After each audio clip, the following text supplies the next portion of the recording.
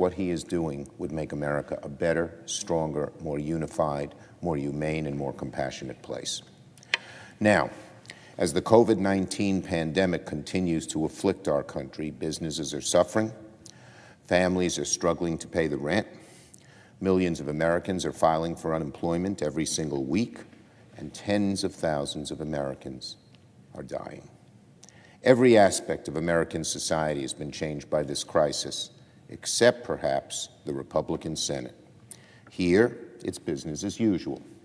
Leader McConnell has spent 3 weeks of the Senate's time largely on nominations, only one of whom is directly related to COVID-19. Not one bill on the floor of the Senate having to do with COVID in the entire month of May. The leader has put none on the floor. Democrats have had to relentlessly pressure our colleagues to hold even the most routine and needed oversight hearings on the coronavirus. Coronavirus is raging. People are upset about how the administration's implementing it, and we don't have hearings until we push for them, and then they happen few, far between, and too late. It would be one thing if the Republican majority were doing this other business while negotiating with Democrats on the next phase of emergency relief. But Republicans are not negotiating about the next phase of emergency relief. Many of my colleagues on the other side have said that more relief just isn't necessary. The Republican leader rejected legislation from the House of Representatives before the bill was even drafted. A knee-jerk, partisan response at a time when we should be working together to help our suffering constituents. For the life of me, I don't know why it's been so difficult to get our friends on the other side to focus on an ongoing national crisis. And it appears that the lack of focus, the lack of urgency, the lack of compassion from the Republican majority is about to get even worse. Today, in the Homeland Security Committee, the Republican chairman has convened a hearing that slanders the family of the president's political opponent. Believe it or not, this powerful Senate committee, with broad jurisdiction over so many aspects of the government's response to the ongoing pandemic, is prioritizing yet another attempt to smear Vice President Biden. The committee could be holding a hearing today with the FEMA administrator to discuss disaster assistance. But no, the highest priority of Senate Republicans lies in promoting conspiracy theories that have already been discredited on numerous occasions. Conspiracy theories, which, by the way, are known to be part of the Russian disinformation campaigns. Our Republican majority is using Russian propaganda to try and damage a political opponent. Is that a disgrace? Is that a disgrace? The Republican chairman is pressing forward without members even receiving a briefing from the intelligence community. Even more shameful, the company my colleague from Wisconsin wants to subpoena is cooperating with the committee in providing documents. It appears the subpoena is just for show, a way to create the false impression of wrongdoing. It's like in a third world dictatorship, a show trial, with no basis in fact, with no due process, with no reality. Not to be outdone, the Republican chairman of the Judiciary Committee has asked members of his committee to consider subpoenas related to yet another conspiracy theory pushed by President Trump, a theory that attempts to rewrite the history of Russian interference in the 2016 election to match the fiction in President Trump's head. It seems Republicans want to dive into the deepest muck of right-wing conspiracy to invent scapegoats for the president to use in his re-election campaign. Madam President, the conspiracy caucus is back. It reared its ugly head in December and has been on a simmer ever since. Now it's boiling over once again, shamefully, in the middle of a public health crisis and economic disaster that requires all of us to focus on the problems at hand. But Senate Republicans aren't drafting legislation to help the unemployed. They're holding sham hearings about the family of the president's political rival. Senate Republicans aren't debating measures to increase testing. They're turning Senate committee rooms into the studio of Fox and Friends. Senate Republicans are not just ignoring the coronavirus, they're practically sprinting towards a partisan election, making this chamber part of a re-election campaign, not what it was ever intended to be by the Founding Fathers or anyone else until this fever to bow down to President Trump's wild conspiracy theories has overtaken just about every Senate Republican. Here's what Chairman Graham said about his, quote, investigation, unquote, yesterday. Quote, here's what he said. I want to get all the information out there. I want to do it before the election. Well, there's the Republican intention right there. Do it before the election.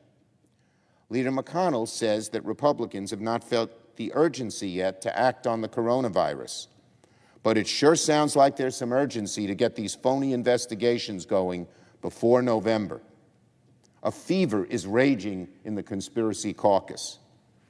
They're worried about the outcome of the election. They're worried that President Trump, they know, has done a very poor job in dealing with this crisis. So they turn to wild conspiracy theories and turn the Senate, which should be debating, discussing coronavirus relief, into sort of a partisan sham chamber. It's disgraceful. Now, Leader McConnell gave a lengthy speech on the floor of the Senate yesterday, giving cover to many of the president's crackpot theories about what transpired in 2016. I'll just say this. Leader McConnell reportedly watered down a bipartisan warning about Russian interference in the fall of 2016. He stalled for years on election security funding, and still to this day is blocking election security funding. If Leader McConnell wants to look back at the history of Russian interference in the 2016 election, he should look in the mirror. He might not like the way his own role is viewed. The American people should be just furious with Washington Republicans, and so many are, more and more every day. Americans are waiting in modern-day bread lines, jammed into municipal buildings, cars snaked around parking lots and city blocks. It's so sad to look at these pictures. Doctors and nurses and other caregivers have been working nonstop to save American lives, often without the proper equipment. Millions of American workers are sitting at home, having lost their jobs through no fault of their own, dreading the day the next rent payment comes due.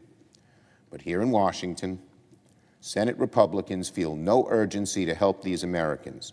They're too busy touting conspiracy theories to electioneer for the president. Speaking of the president, he was here yesterday on the Capitol to have lunch with Senate Republicans. They had a giant pep rally. They got all fired up to do nothing. That was the conclusion. On the way out of the Capitol, the president was asked about the fact that the United States leads the world in confirmed cases of the coronavirus. And here's what President Trump said. Amazingly, listen to this. Asked about leading the world in confirmed cases of coronavirus, the president said, I don't look at that as a bad thing. I look at that in a certain respect as being a good thing because it means our testing is much better. So I view it as a badge of honor. Really? First of all, our testing is not much better. States are struggling to get people tested due to confusion and a lack of national leadership. Many experts believe we're far short of what we need on testing. None of these experts, who actually understands testing in this virus, would say the president deserves a badge of honor for his work. But even more galling is the idea that lots of cases of coronavirus is a good thing. That's what the president said. Having lots of cases of coronavirus is a good thing. A lot of cases is not a good thing, Mr. President. It means people are sick and people are dying.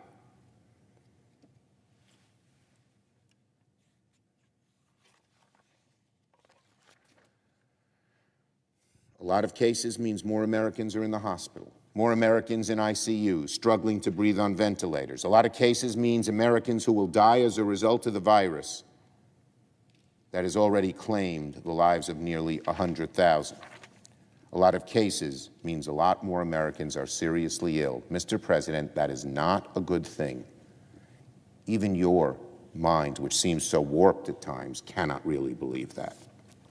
There is no honor in leading the world in the number of people infected with coronavirus. For the United States to have 1.5 million cases is nothing to celebrate. It's something to be ashamed of. Calling it a badge of honor isn't just wrong, it's sick. And it's an insult to every American family that loses a loved one to this evil disease. I yield the floor and note the absence of a quorum.